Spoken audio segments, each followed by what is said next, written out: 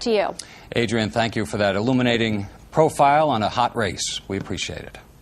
And moving on, the Corzine administration wants greenhouse gas emissions cut by 80% by the year 2050. The road to that goal depends in part on an overarching plan the administration wants to put into effect. At a meeting today, the focus was on transportation. Environment correspondent Ed Rodgers has that story.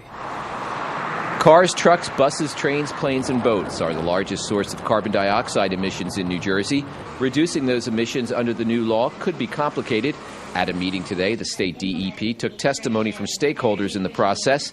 Business groups support the ideas of flex time and telecommuting, but do have some concerns. Obviously, we don't want to see a mandated employer trip reduction come back, but I think working closely with the business community to offer flexible time so we don't have the congestion on our roadways is something that's viable, as long as it's not mandated. Environmentalists and smart growth advocates support many of the ideas, such as investing in New Jersey Transit's infrastructure and completion of a new Trans-Hudson River rail tunnel.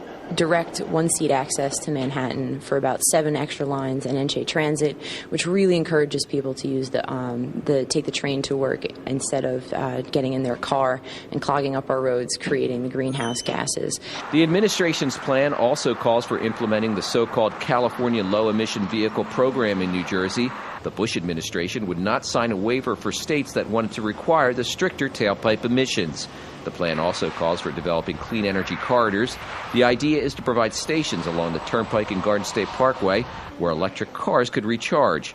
Automobile retailers say motorists need more incentives to buy hybrids and electric cars. Waivers, no waivers, frankly, it doesn't matter. What really matters is where the rubber meets the road. Are consumers buying these vehicles? And right now they're not.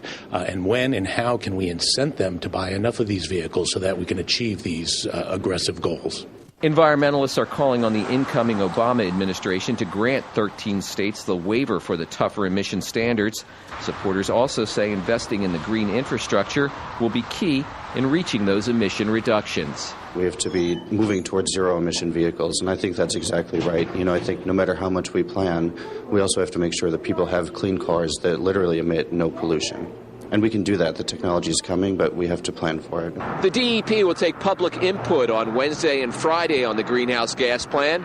A final strategy will be sent to the governor and the legislature in early spring. Ed Rodgers, NJN News, Trenton. A